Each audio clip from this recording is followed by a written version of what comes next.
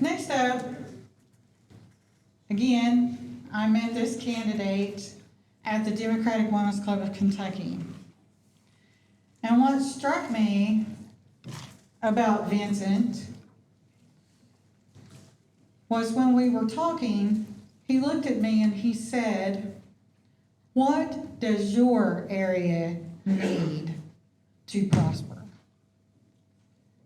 And that really hit home because a lot of people a lot of times don't ask you that. So everybody, welcome Vincent Thompson.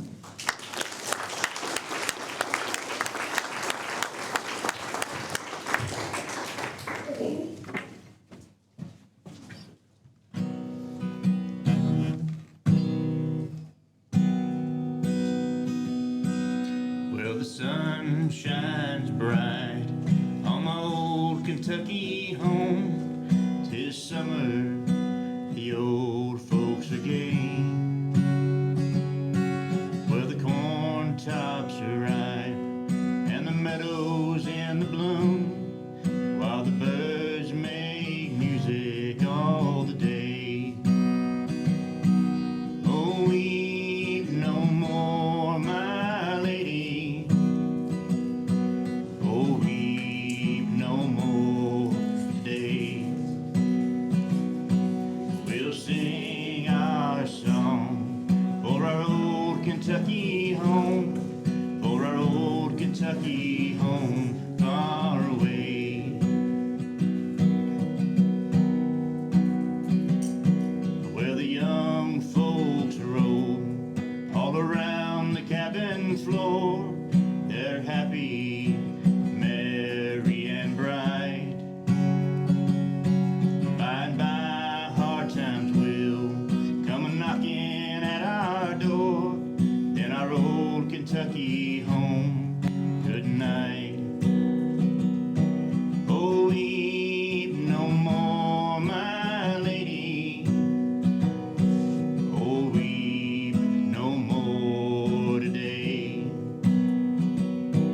We'll sing one song for my old Kentucky home, for my old Kentucky home far away, for our old Kentucky home far away.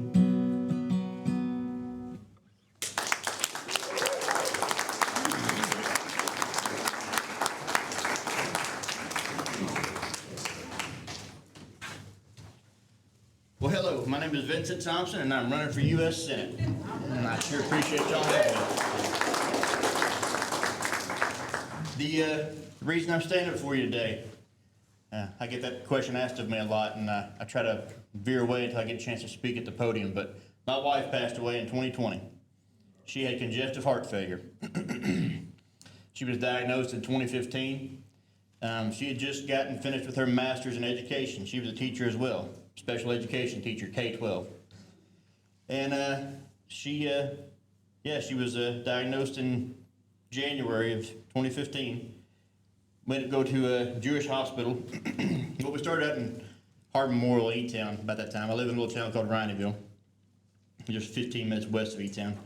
But she had a doctor that was used to working with senior populations, and he learned real quick that he was out of his element with her. So he got us involved with the transplant group, heart and lung transplant, up at Jewish Hospital in Louisville. And for a time, things were going well. She had an enlarged upper left ventricle. And their goal was to try to get that to be reduced in size, both through medicine and some other practices. And for a couple of years, it was going all right. She had to wear a vest. It was a defibrillator. But then one day, we were on I was gone. I think I was selling seed corn at the time. I'm a farmer, raised beef cattle and goats, by the way, so that's my stock and trade. But she called me on the road and said that she woke up on the porch laying up looking at our daughter, who about the time was probably a year and a half, 2 years old, something like that. And her vest had shocked her because her heart had gotten that out of rhythm. So her doctors decided that they were going to perform a surgery called open heart surgery, but they were putting in what's called an LVAD. I can't tell you what the acronym means, but it's they cut open your chest like an open heart, and they put this pump in there, and it does all the pumping for your heart because the heart's just not strong enough to do it. When they do that, they add an extra pint of blood to your body, and course, that messes with your magnesium and potassium levels. So again, we're still hoping to, this is gonna heal a little bit, they can take that back out. Well, fast forward, probably about another year and a half, and we started noticing that the Jewish hospital was really dwindling. And I started doing a little bit of digging. Turns out that was under the Bevin administration when they were really under attack. They were attacking pro-choice hospitals across the state, but especially Louisville because it was kind of the focal point of that. So doctors and nurses were leaving by the droves. And her last doctor, we kept seeing him going in and out. The last one that we actually spoke to there said that she needed to be in Vanderbilt for a heart transplant. Her heart was not going to heal. And at that time, she had been on disability. Like I said, she was a special education teacher. She only got to teach a year and a half with her master's because with the master's level, some of y'all are probably familiar with it, you get a little bit of a pay increase. Well, nobody wanted to hire her because she required too high of a salary. She put in about 900 applications. She could have been embellishing. I didn't sit there and watch her fill out 900 applications, but that's what she told me. And so she had that job shortly, but then she had to go on disability. Well, we were on state insurance, and that because the teachers don't have their own pension program, it all goes through Social Security. So we run that. They said, insurance said, not the doctors said she needed to be at Vanderbilt the day before we talked. Insurance told my wife, told that doctor that she had to go to the state hospital, which is UK, and nothing wrong with UK. Great staff, great nurses. But we got into the program at UK, and she was admitted to UK in January of 2020. And we all know what happened in March 2020. So she was in a sedated coma for about 4 months and going through the roughest medical crisis this country has faced since I think the Spanish flu. Maybe somewhere in between there, probably something pretty close. But so yeah, she didn't come out of her sedated coma until just for her birthday, May 3rd, 2020. And we were all getting used to Zoom at the time. I put together like a 60-person Zoom call for her birthday, family and friends, because she had family all over, I had family all over, and I just wanted to do something special for her because she was finally awake. She lost the use of she had the lower right lung had collapsed, so she didn't have the use of it anymore. She was on oxygen. But we were all just ecstatic to see her. And then she pushes through 3 months of physical therapy, straining to get out of bed every day, trying to get her lungs to working right. And she gets out of the hospital. Mind you, this is in COVID, and she never had a positive diagnosis.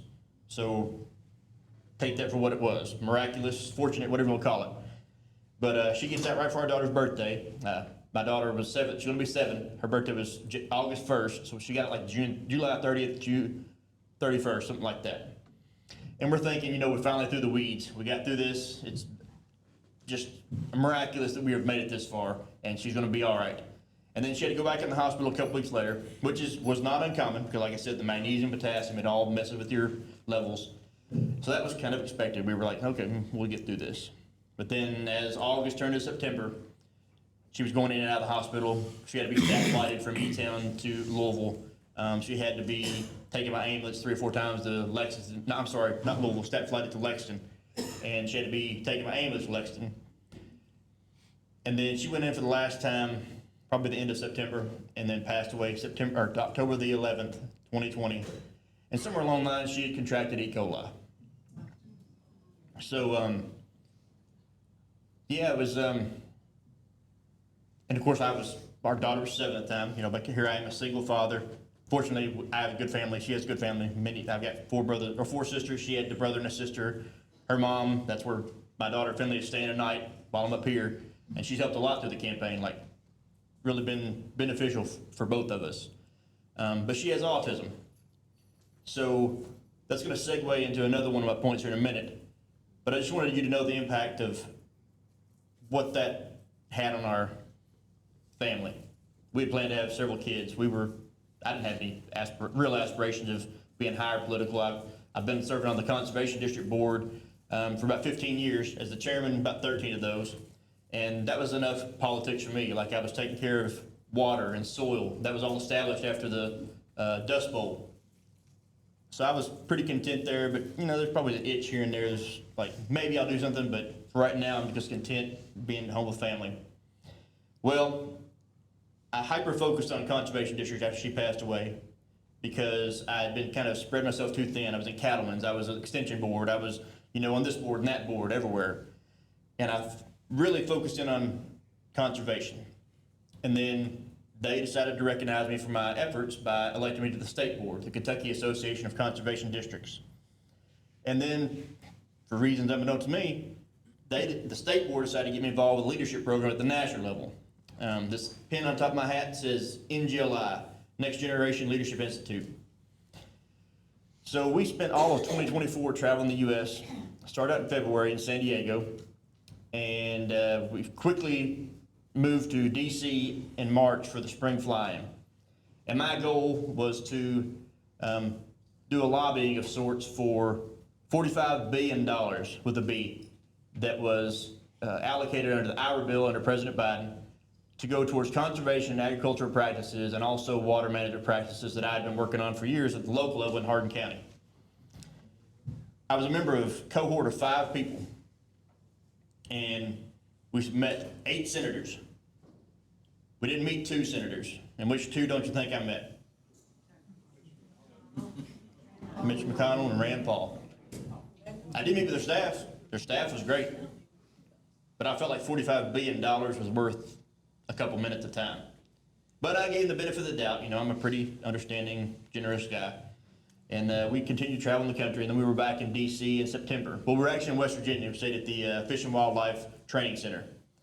And then we drove to D.C. for one day just to do a little more lobbying. Of course, they were teaching us how this all works, this big machine we're part of, how to get funding. And I met with 8 senators again, but the 2 that I didn't meet were ours. And after that, I'd learned that McConnell was retiring. I said that if there's ever going to be a time to run for this position, it's when you're not facing an incumbent. At the time, I had no idea who might be on the ballot that would maybe hold some of the values close to their heart that I hold to mine. I met one of them. I thought we were going to be competitors, we were going to be opponents. I was worried like I was all going to go. But I consider Logan a friend right now.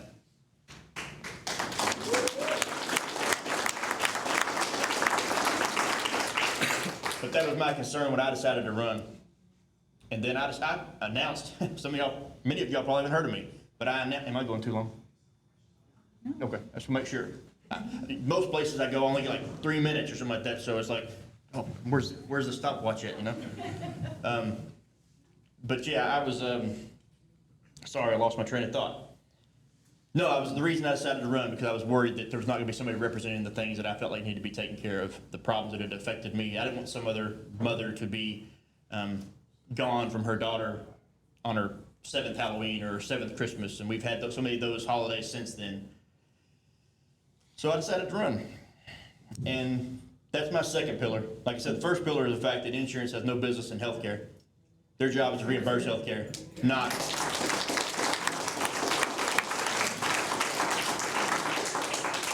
Thank you, not to be dictating healthcare. That's between the doctor and the patient. Amen. 100% full stop.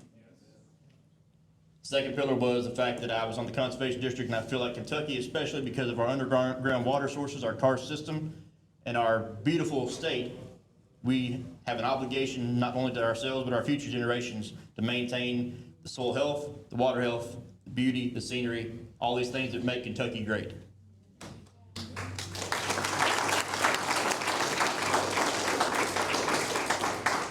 And my third and final point, like I said, my wife was a special needs teacher. My daughter has autism.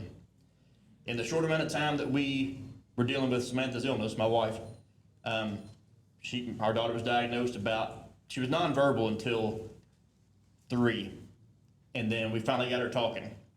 Well, pretty soon after that, because my wife had a master's in special education, she found out the programs to get her involved, and we got her diagnosed rather rapidly, more rapidly than most families in this state are able to come about it because we were hyper aware of it. I mean, I wasn't hyper aware, my wife was. I was, thick-headed. I was like, I was kind of like that as a kid. Well, that's probably because I had autism and I didn't get the diagnosis like I should have gotten. ADHD, all those other things.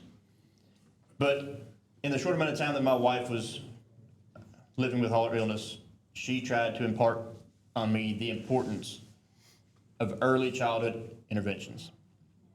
We have a short window of opportunity to reach these children who are fast becoming adults from 3 years old to 7 years old. That's an incredibly short window. There is no excuse why, with all the complaints we have about mental illness across this country, with all the problems that we have arising because of mental illness, drug addiction, the only long-term solution to any of those problems is early childhood intervention. That's it. We have to get that accomplished. And that doesn't mean we're going to leave behind the people who already have passed those stages. That means we have to have continued educational intervention. We have to have lifelong adult support and education.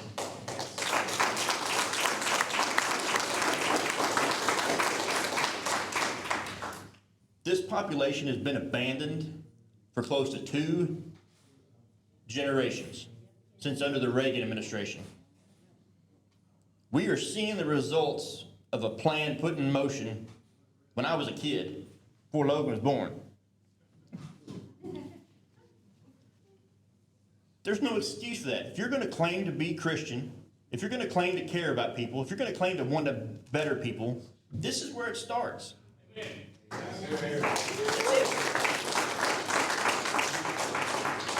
So I've talked long enough, and I thank you for just allowing the extra time, because normally I don't get to play my guitar. But I was happy to, because it was specially requested for me to play. But those are my 3 main pillars of my campaign. That doesn't mean there aren't countless other ones that are of vital importance, but those are the ones that are important to me. And with those coming to me being focused on that at DC, I hope you can know that I won't forget about the other ones as well, because I know that I'm not alone with having passions and things that we know have to change. So again, my name is Vincent Thompson. Thank you for your time. I'll be happy to entertain any questions. So. I'm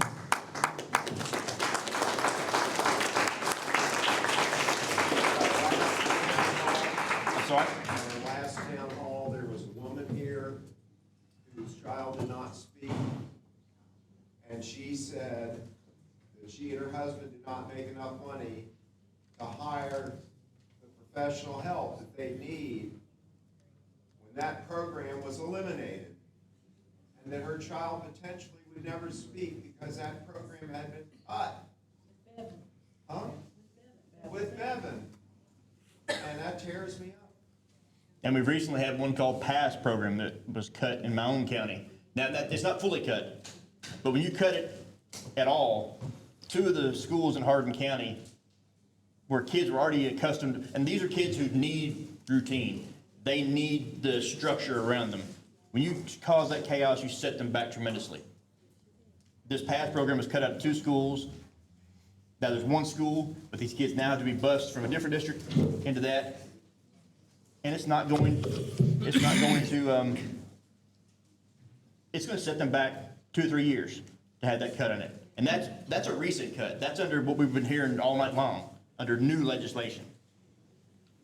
So again, I've talked long enough. Any questions? Maybe we can talk afterwards. Thank you all.